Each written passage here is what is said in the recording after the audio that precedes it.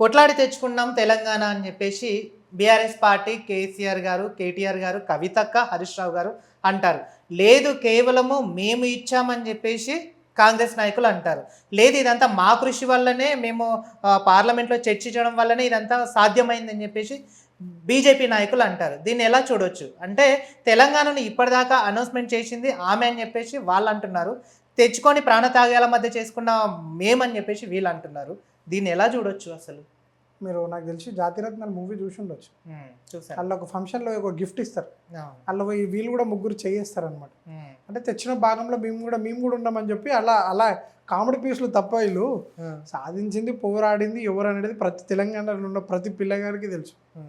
ఇది కేసీఆర్ గారు సాధించిండు, కేసీఆర్ తాత సాధించిండు తెలంగాణ అని చెప్పి కూడా ఈరోజు మనం చిన్న చిన్న పిల్లల నుంచి కూడా చూస్తున్నాం. ఖచ్చితంగా కేసీఆర్ క్రెడిట్ అండి. అంటే ఉద్యమ సమయంలో వీళ్ళు లేరంటారా? ఎవరున్నారు? వీళ్ళు లేరా? వీళ్ళు ఉన్నారు, ఖచ్చితంగా ఉన్నారు. ఎక్కడ ఉన్నారు? ఆపోజిట్ పార్టీలో తెలంగాణ ఉద్యమకారుల మీదకి విద్యార్థుల మీదకి రైఫిళ్ళు లాఠీలు తెచ్చుకొచ్చిన ఘనత వీళ్ళది కదా.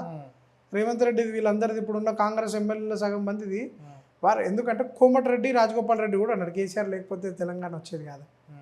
అల్టిమేట్ రేవంత్ రెడ్డి నోరుతో కూడా అన్నాడు ఆ రోజు. రాజకీయ విమర్శలు వేరే ఉండొచ్చు. రైట్. ఇప్పుడున్న ఉద్యమ సమయంలో ఉద్యమ నాయకుల్లో ఆనాడు కేసీఆర్ గారు తలపెట్టిన జై తెలంగాణ అనే నినాదంతో దీక్షను చేపట్టిన నాడు గౌరవ జూపల్లి కృష్ణారావు గారు మంత్రి పదవికి రాజీనామా చేసి పోరాడలేదా? నేను మీకు ఎగ్జాంపుల్ అదే ఇచ్చిన. క్రికెట్ చాలా మంది ఆడారు, కానీ ఎవరి సారథ్యంలో జరిగింది అనేది ఇంపార్టెంట్ ఉంటుంది. మొన్న రోహిత్ శర్మ గారి సారథ్యంలో జరిగింది, కానీ క్యాప్టెన్నే చూస్తారు తప్ప ప్లేయర్ని ఎవరు చూడరు. సో అల్టిమేట్గా క్యాప్టెన్ డిసిషన్, అంటే క్యాప్టెన్ని గుర్తుపెట్టుకుంటారంటే క్యాప్టెన్ డిసిషన్ కీలకం ఉంటుంది. గ్రౌండ్లో ఎవరితో బౌలింగ్ వేయాలి, ఏ సమయంలో ఎవరిని వాడుకోవాలనేది పూర్తిగా క్యాప్టెన్గా అధికారం కదా. టాస్ గెలిచినప్పటి నుంచి ఇక్కడ కూడా ఏ పార్టీతో ఉండాలి, ఏ పార్టీతో పొత్తు ఉండాలి, పై ఎత్తులకు ఎత్తులు వేయాలి, అల్టిమేట్గా రాష్ట్రాన్ని సాధించాలనే ఏకైక లక్ష్యం కేసీఆర్ గారు. రైట్. మీరు అన్నారు ఎత్తులకు ఎత్తులు పై ఎత్తులు అని చెప్పేసి, కేసీఆర్ గారు కూడా దాన్ని నిజం చేసుకున్నారు. ఎందుకంటే ఉద్యమ సమయంలో నుంచి కీలకంగా పాత్ర పోషించిన ఈటల రాజేందర్ గారిని పక్కకు పెట్టలేదా? లేదంటే వారిపైన అవినీతి వచ్చింది.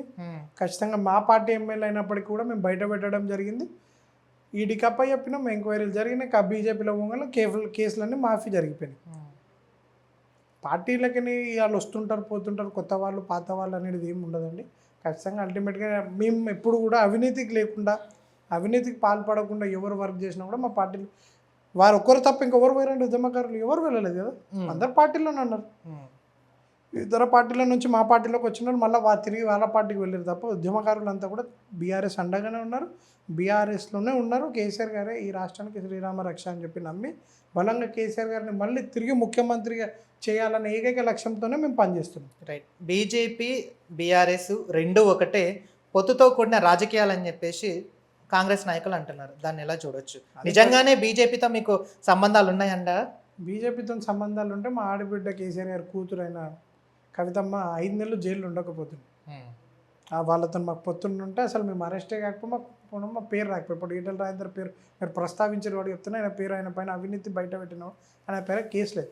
కానీ మేము ఎలాంటి అవినీతి చేయకపోయినా, మాకు సంబంధం లేకపోయినా లిక్కర్ కేసులో మమ్మల్ని అరెస్ట్ చేయడం జరిగింది. మా నాయకుడు అంటే లిక్కర్ స్కామ్ కేసులో కవితక్క పాత్ర లేదు అంటారా? లేదు, ఆధారాలు ఉంటే బయట పెట్టండి. ఇప్పటివరకు ₹1 ట్రాన్సాక్షన్ చూపించలేకపోయింది ఈడీ. ఏం మాట్లాడతారు? కేవలం ఆమె పైన జరిగింది అపవాదు తప్ప ఆధారాలు ఎక్కడ కూడా లేవు. ఆరోపణలే, ఆధారాలు లేవు. ఆధారాలు చూపించండి ఖచ్చితంగా అని కూడా మేము బీజేపీ వాళ్ళని ప్రశ్నిస్తున్నాం. బీజేపీ దీంట్లో మీరు ఎందుకు పాత్ర లేదనుకుంటే, ఈడీ అనేది ఒక స్వచ్ఛంద సంస్థ. వాళ్ళు అరెస్ట్ చేయకముందుకే, వాళ్ళ నుంచి నోటీస్ రాకముందుకే ఇక్కడ బీజేపీ ఎంపీలు అంటారు కవిత అరెస్ట్ అయిపోతుంది. కేవలం వాళ్ళ ఎంపీ సీట్లు గెలవడానికి ఒక ఆడబిడ్డని పావులా వాడుకున్నారు.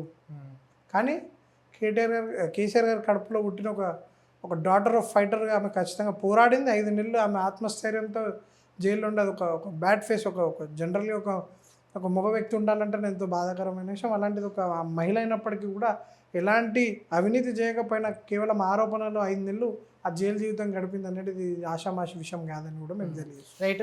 రీసెంట్గా కూడా మేము ఒకటి కాంగ్రెస్ నాయకురాలు అయినటువంటి ఒక మాట అన్నారు. అంటే మీరు వచ్చింది కేవలము బెయిల్ మీద మాత్రమే అని చెప్పేసి అన్న సందర్భం కూడా ఉన్నాయి. అంటే కవిత గారు కేవలం బెయిల్ మీదనే బయటికి వచ్చారంటారు, లేకపోతే ఇంకా నిజంగానే ఆమె కంప్లీట్గా కేసులు కానీ ఎటువంటి సంబంధం లేకుండా వచ్చారంటారు అసలు? ఎస్, రేవంత్ రెడ్డి మీద కూడా చాలా కేసులు నోటికి దొరికిన రెడ్ హ్యాండెడ్ దొంగ.